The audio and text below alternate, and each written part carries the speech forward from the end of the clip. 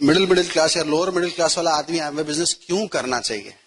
क्योंकि मैं ऑलरेडी एक सॉफ्टवेयर बिजनेस में था, इनफैक्ट हूं, लेकिन उस बिजनेस में वो रिच डैड बुक पढ़ने के बाद समझ में आया कि मैं बिजनेसमैन नहीं हूं, मैं तो सेल्फ एम्प्लॉयड हूं। कैसे पता चले कि आप बिजनेसमैन हो कि सेल्फ एम्प्लॉयड? अगर आप काम करना बंद कर दें, शटर बंद हो जाए, आपका मोबाइल बंद हो जाए, आपका लैपटॉप बंद हो जाए 1 साल के लिए, और अगर टर्नओवर गिरने लगे, तो आप बिजनेसमैन थोड़ी, आप सेल्फ एम्प्लॉयड। लेकिन आपका सब कुछ बंद है फिर भी टर्नओवर बढ़ रहा है, तो आप बिजनेसमैन है। और मेरे को उस तरीके का बिजनेसमैन बनना था जिसके पास वो तीनों चीज होती है, money, time and security. Amway business समझ में आया, लेकिन कुछ 8-10 सवाल थे जिसका जवाब आप सब भी ढूंढते हैं और मैं भी ढूंढ रहा था, और मुझे मिला, इसलिए हमने बिजनेस बिल्ड किया। पहला सवाल, कोई भी बड़ा बिजनेस खड़ा करने के लिए, और मैं हमेशा कंपेयर करता हूं अपने सॉफ्टवेयर बिजनेस से, इन्वेस्टमेंट चाहिए। वहां पे लाखों रुपया लगे, यहां कितना लगा? 0। दूसरा सवाल, रिस्क, जब लाखों लगा तो रिस्क है, यहां पे जब लगा ही नहीं तो रिस्क कितना है? 0। तीसरा सवाल, मेरे इज्जत पे दाग। आप मुझे बताओ, जब आप एमवे बिजनेस शुरू करते हो तो आपको कितना पैसा लगाना है? 0। अगर आपने किसी दोस्त को बताया तो उसको कितना पैसा लगाना है? तो कल को कितने लोग आपके ऊपर उंगली उठाएंगे कि आपने फंसाया? इनके प्रोडक्ट का एक खासियत आप जानते हैं कि अगर प्रोडक्ट 30% के अंदर अगर आप यूज करके लौटा देते हैं तो पूरा पैसे का मनी बैक गारंटी है, जानते हैं? तो किसी प्रोडक्ट को अगर आप किसी को दोस्त देते हैं और अगर उसको पसंद नहीं आया तो वो लौटाएगा, तो पूरा पैसा वापस मिलेगा कि नहीं?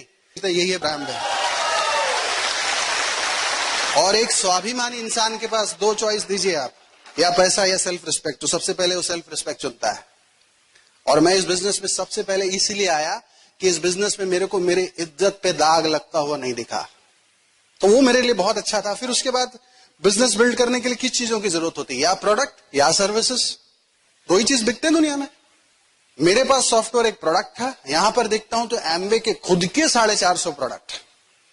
मेरे पास एक प्रोडक्ट था जिसको कल को कोई भी कंपटीशन में हरा सकता था, क्योंकि मैंने उसको पेटेंट या ऐसा कोई सिंबलाइज नहीं कराया था, लेकिन यहां पे इनके खुद के 1000 से ज्यादा इंटरनेशनल पेटेंट रजिस्टर्ड है, कोई टक्कर लेने की हिम्मत नहीं करता है। इनके खुद के home care, personal care, skin care, health care, water purification, air purification, सारे रेंजेस इनके खुद के हैं। और दूसरी बात, जो प्रोडक्ट ये खुद नहीं बनाते उसके साथ, इनके साथ तो काफी प्रोडक्ट्स, लगभग लाखों प्रोडक्ट्स के टाइप्स हैं। आप कोई भी इंडस्ट्री पूछिए, वो एमवे के पास है इस समय। कई बार लोग पूछते हैं आपके पास कौन सा प्रोडक्ट है, मैं बोलता हूं उल्टा पूछो, कौन सा नहीं है। इनफैक्ट देखिए, मैं आज एक बुक भी लाया हूं, ये है आपका इंडिया का कैटलॉग। इसको तो ये आप पहचानते हैं? कितने लोग इस बुक को कभी हाथ में उठाया है? हाँ, ये देखिए, ये अमेरिका का कैटलॉग है, ये लंदन का कैटलॉग है। क्या होने वाला है? तो ये सब चीजें, मैं तो ट्रैवल कर रहा था, मुझे ये सब चीजें पता थी, ये तो होगा। तो पहली बात, प्रोडक्ट एंड सर्विसेज का टेंशन नहीं था, सारे प्रोडक्ट्स ऑलरेडी अवेलेबल है मेरे पास। उसके बाद मेरे को चिंता थी कि मैं बॉम्बे में रहता हूं और मुझे एक इंडिया लेवल पे या इंटरनेशनल लेवल पे बिजनेस बिल्ड करना है, तो सॉफ्टवेयर बिजनेस में मुझे किस कदर ट्रैवलिंग करना पड़ता था, किस कदर वो मैन पावर, सेल टैक्स, ये टैक्स, अकाउंट्स हैंडलिंग करना पड़ता था। यहां पे तो मुझे पता चला कि एमवे बोलती है कि अगर आपको सिर्फ इंडिया में बिजनेस बिल्ड करना है तो हम 15 साल से 12,000 पिन कोड्स को कवर करते हैं, आपको कहीं जाने की जरूरत नहीं पड़ेगा, प्रोडक्ट हम पहुंचाएंगे। अगर आपको वर्ल्ड वाइड बिजनेस करना है तो हम 54 साल से 108 कंट्रीज को कवर करते हैं। मैं बोला यार ये तो बहुत अच्छी बात है, अगर मैं बॉम्बे में बैठे इतना बड़ा मैं एम्पायर संभाल सकूं तो नथिंग लाइक इट, क्योंकि उनका इंफ्रास्ट्रक्चर और लॉजिस्टिक्स ऑलरेडी तैयार था। कुछ लोग बोलते हैं ना आप एमवे में क्यों आए, मैं आज आपको लॉजिकल रीजन बता रहा हूं, क्योंकि मैं एक बिजनेस करता था और यहां पे मैं कंपेयर कर रहा हूं। फिर उसके बाद सवाल आई कि सब कुछ सीखो। एक मिडिल क्लास आदमी कहीं ना कहीं वो रोजी रोटी में उलझा हुआ है, वो उसको डिस्टर्ब तो नहीं कर सकता है ना। तो एक बिजी आदमी, और वो भी खास करके मेरे जैसा बिजी आदमी जो महीने का 25 दिन घर पे ही नहीं रहता था। आप तो सुबह निकल के रात को आ जाते हैं ना, मेरा तो टूरिंग ऐसा था कि मैं निकल जाता था तो 25 दिन घर ही नहीं आता था। Travelling, airport to airport, hotel to hotel, यही तो किया है। तब मैं अपने अप्लायंस या कुछ सीडीज या बुक से समझने लगा, तब समझ में आया एक गणित होता है कि 168 आवर्स आपके पास 24, एक हफ्ते में कितने घंटे होते हैं? 168 आवर्स। उसमें सोने का टाइम, जॉब का टाइम, ये time, social time, chatting time, worship time, सब टाइम माइनस कर लो, लेकिन फिर भी 15 से 20 घंटे का आपको हिसाब नहीं मिलेगा। उस 15 से 20 घंटे में बिजनेस किया जा सकता है, अलग से समय निकालने की जरूरत नहीं थी, वो मुझे समझ में आया। लेकिन मैंने अपने लाइफ में कभी भी 168 घंटे का हिसाब मैंने किया ही नहीं था, तो इसलिए लगता था कि मैं बिजी हूं।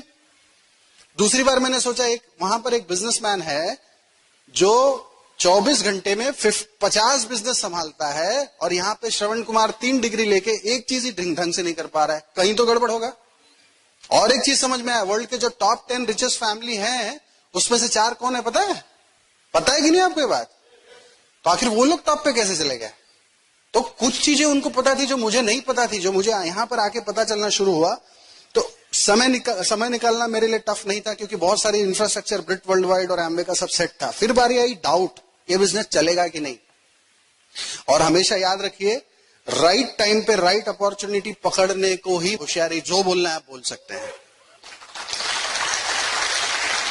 आप अगर देखिए पुराने पिक्चर्स, 1950-60 का समय कौन सा था? कोई भी मूवी देखो तो सारे अमीर लोग कहां से आते थे? जमींदार लोग हुआ करते थे। 1970-80 किसके लिए था? बड़े बड़े इंडस्ट्रीज आने लगे, टेक्सटाइल इंडस्ट्रीज, ये इंडस्ट्रीज, वो इंडस्ट्रीज। 1990-2000 किसके लिए था? आईटी।